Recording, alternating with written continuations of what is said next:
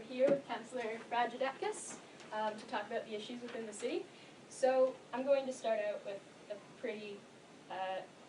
question about Toronto Community Housing Corporation. How do you feel that we should better manage it? Well, I think the best way to manage such a huge organization is perhaps to break it up into smaller entities.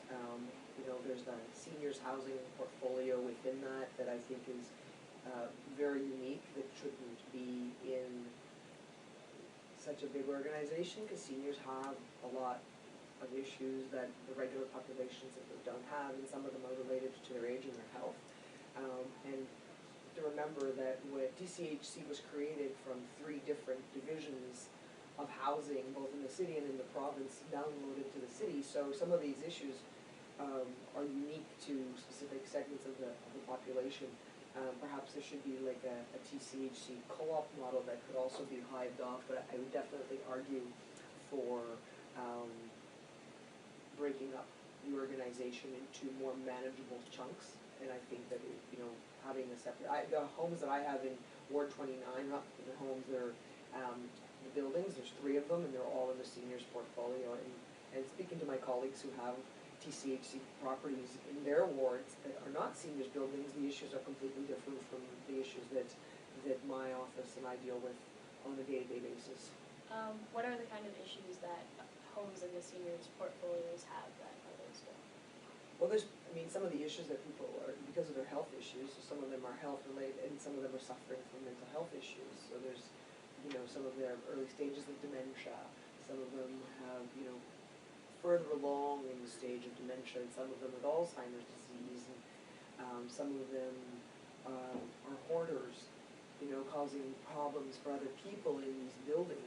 And it's difficult to get access into some of them if there are issues like bed bugs, and you want to clear out the units, and then you can't get access into them because some of them won't let you in because they have other issues.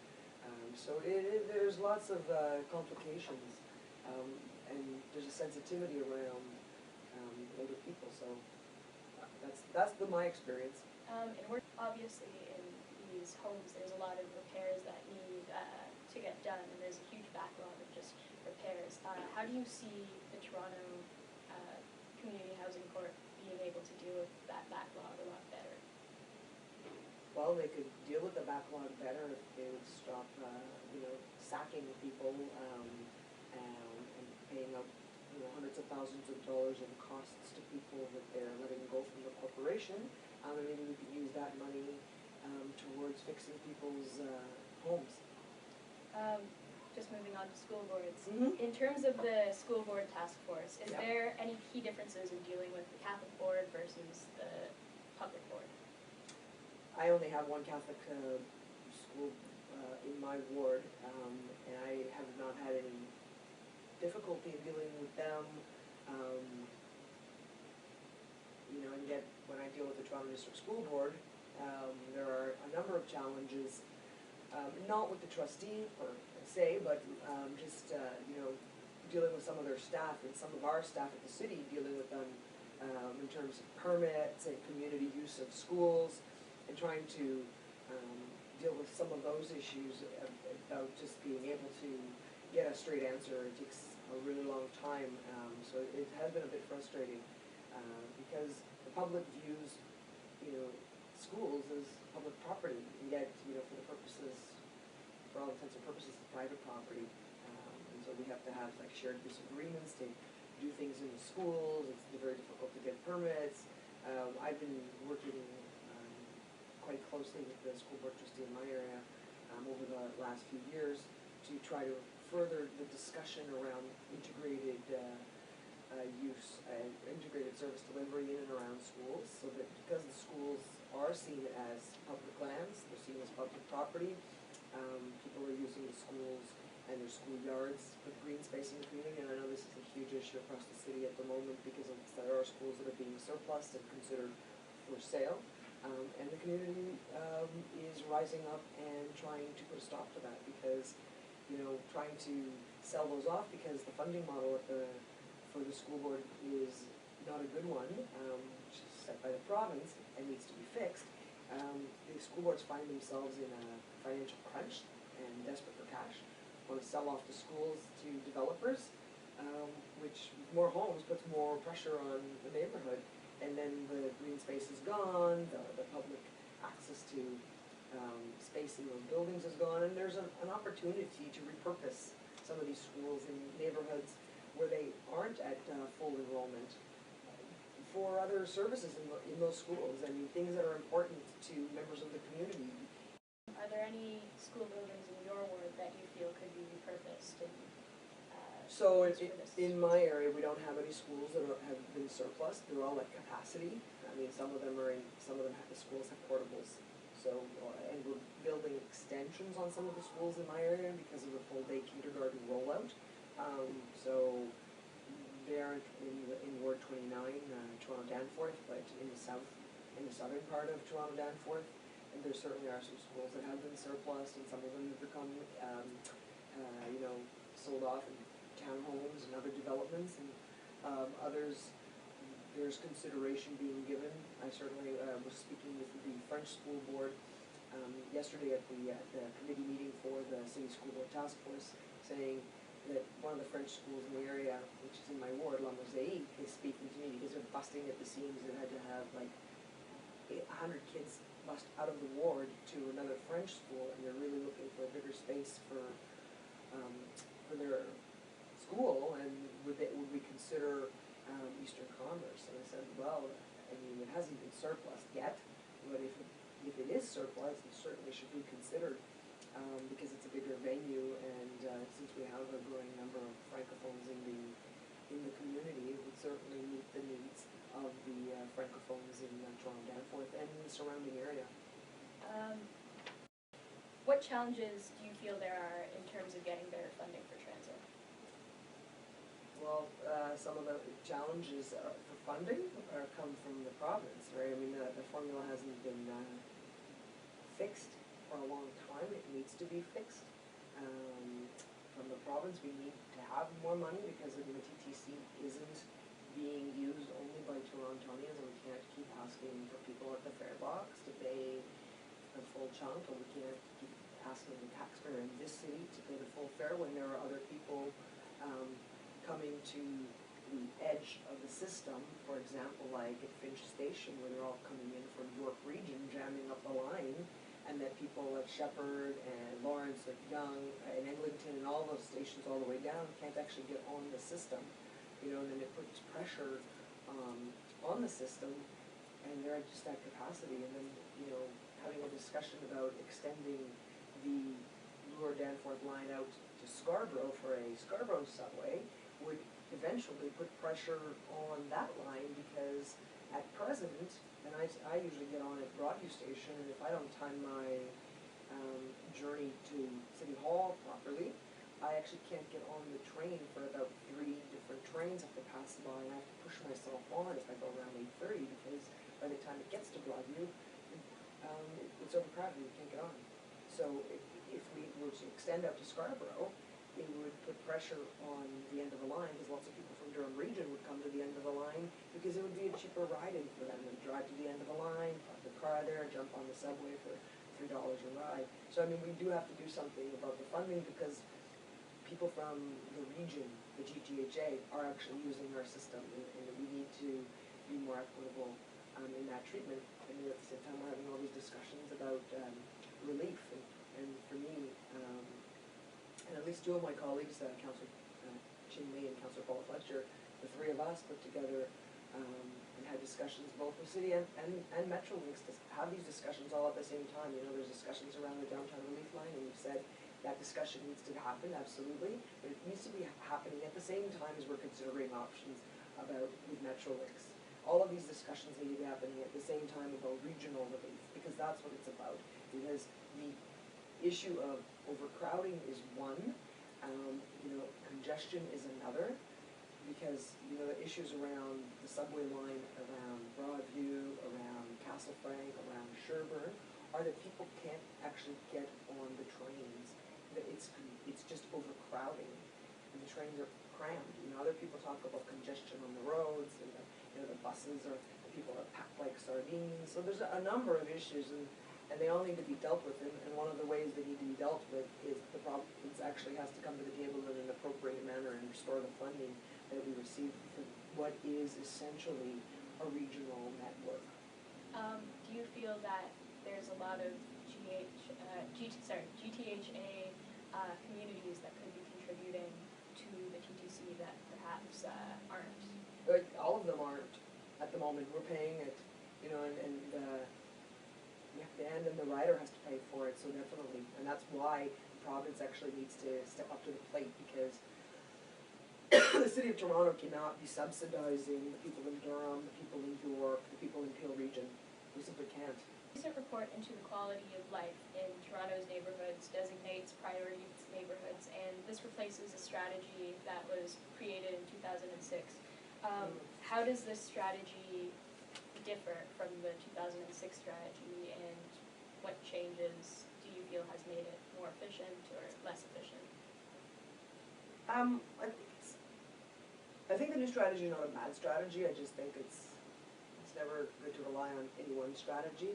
I know with one area in my neighborhood, the Cape Cosburn corridor, you can call it a corridor, has an awful lot of apartment buildings, and it has similar characteristics. Yet the census information actually, and they see them, and those people who live in Cape Cosburn, they actually see themselves as part of the same community. And yet the census information that we get actually has this community broken up into 3 separate communities, so that the issues that we could be looking at on a more holistic level can't actually be addressed because they're disconnected and they're not part of the same statistics. So when they're looking at Ward 29, they're not looking at that community in the same way, because they're hiving off some of the apartment buildings and clumping them in with single-family homes, et cetera, 3 times over. And so you can never get a full picture. But when you look at sort of the Cape Cosburn neighborhood and the sort of lack of services and lots of people living in high-rises, lots of new immigrants, these sorts of things, they start to show a pattern. So, I mean, this new strategy doesn't take all of that into account, and I mean, it's not their fault, because they're relying on census information that isn't giving a complete picture. So it is a little problematic. So that's an issue with the new way of looking at things that perhaps wasn't as well thought out. But I mean, what can you do, right? Like, you have to rely on some information. What do you feel would allow more services or fix the lack of services in the Cape and Cosburn?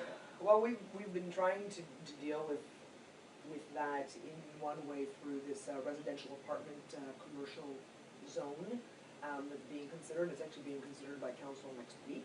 And I know that I had a meeting with the planning department in the ward to talk about in some buildings with higher units to allow community groups to potentially have the possibility of space in those buildings to be doing some commercial operation as, in a very defined manner, so that people are able to access more services more easily, because there's lots of communities across the city where it's just like a sea of apartment buildings, and they really have to go through, fields and all sorts of major roads to actually get to the services, and so we have some shortage of services, and one of the things that we definitely have a shortage is of public space in Ward 29 in that area, like the Cape and Cosburn corridor. So there's some little challenges around that. So we hope that the new classification across the city in these neighborhoods of apartment buildings will be able to address those issues. But I mean, the system has some built-in limitations. So, what do you feel is the best solution for the gardener? The hybrid solution, because I mean, listen, at the end of the day, we still have to move people, we still have to move goods, and at the same time, we should free up some of the land to, do some development, do some more greening, have it better connected to, the communities that are already down there that are separated by this highway in the sky. But I've actually suggested that for Bayview Avenue, because I think that, with the construction that's happening in Corkdale Common and eventually in the Portlands and the East Bayfront, those communities will be connected via Bayview to my community, because I actually represent the west side of Bayview and the trails in the lower Don. There'll be a lot more people living at the south end of that, so I had asked for a look at freeing up and reconfiguring Bayview in some way that would allow for the pedestrianization of some of those lands by putting sidewalks there and the separation of vehicular traffic from people on bikes and people walking down in the valley. Unfortunately, the Public Works Department deferred that indefinitely, so I have to wait till another day. Going back to last year when we had that massive, I guess it was a flood last summer, do you feel that we would be prepared for something like that if it were to happen this summer? I don't think so, to be honest with you, and the train that was stuck down in the Don is actually in my ward, right at Pottery Road in Bayview, which is the floodplain, and it's not been remediated, so it was a train that was actually allowed to leave Union Station. I'm not sure how or why, given that we have information from the weather experts that track these storms, that they should never have allowed that train to leave the station. So it was actually heading right into the storm, and then it tried to back up, and then it got stuck in the floodplain. And then our emergency responders had only 4 dinghies at which to try to rescue these people that were actually stuck on the train in the middle of rising water. I'm really, really happy that nothing serious happened, like no one died in that, but a couple of people got rather desperate. 2 people actually jumped from the train. One person swam to shore, and the other person got stuck in a tree. As someone who has a background in both business and political science, how is managing a business different from managing the city in terms of just years of it? Managing a business, usually having your own business, the business has a fairly narrow scope, unless it's a more complicated business, but a small business has a narrow scope and can be more nimble and react to things a little more quickly. The issues here are complicated. They're wide in terms of their range, so it's different, and yet there are some similarities. Yet at the same time, in a private business, you don't need to engage too many people when you're making your decisions. But when you're in government, democracy, we do live in a democracy, has certain processes, and one of them is a public dialogue and listening to a number of opinions and trying to build consensus from that. So it's got some just different angles to it because of the public perspective and because we want to hear from everybody. Everybody has an opinion. They have a right to express it, and we have to, take that and work from there. You don't need to do that in a private business. This has been Councilor Fragedakis. Thank you so much for this interview. You're welcome.